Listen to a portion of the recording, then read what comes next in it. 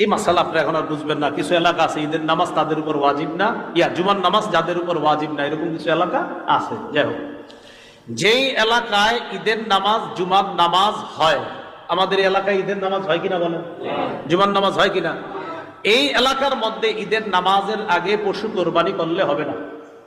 যে এলাকায় ঈদের নামাজ হয় জুমার নামাজ হয়, ওই এলাকায় 10ই জিলহজ নামাজের আগে কোরবানি করলে কি হবে না, কোরবানি হবে না। নামাজ পড়বেন তারপর কোরবানি। এই জন্য উত্তম কোরবানির ঈদের জামাত তাড়াতাড়ি করা।